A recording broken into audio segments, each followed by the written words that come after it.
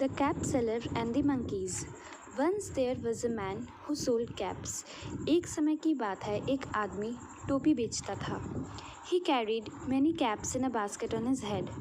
वह बहुत सारी टोपियाँ एक टोकरी में अपने सिर के ऊपर रखता था. He was a cap seller. वह एक टोपी बेचने वाला था. One day he slept under a tree. एक दिन वह एक पेड़ के नीचे सो गया था. There were monkeys on the tree. पेड़ के ऊपर बहुत सारे बंदर थे. They came down from the tree. वह पेड़ से नीचे उतर गए.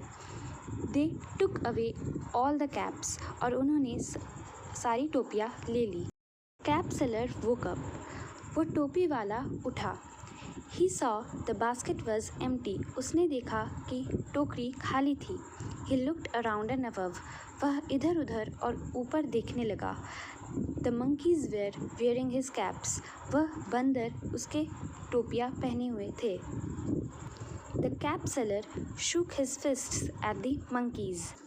टोपी वाले ने अपने उंगलियों को मुट्ठी कर बंदरों को दिखाया. They also did the same. उन्होंने भी ठीक वैसा ही किया. The cap seller scratched his head. वह टोपी वाला अपना सिर खुजलाया.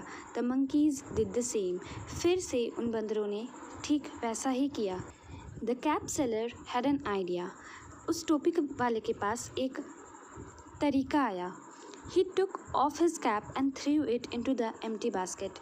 उसने अपना टोपी निकाला और उसे बास्केट एक टोकरी में फेंक दिया.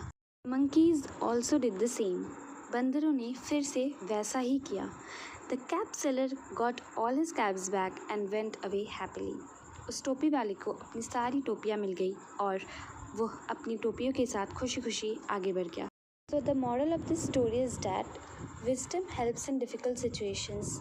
In this story, Monkey and the cap seller used his wisdom and smartness to get back all the caps from the monkeys. कहानी की नीति यह है कि बुद्धि कठिन परिस्थितियों में मदद करती है. बंदर और टोपी बेचने वाला. कहानी में टोपी बेचने वाले ने अपनी बुद्धि और चतुराई का इस्तेमाल करते हुए बंदरों से सभी टोपियाँ वापस ले ली. Thank you.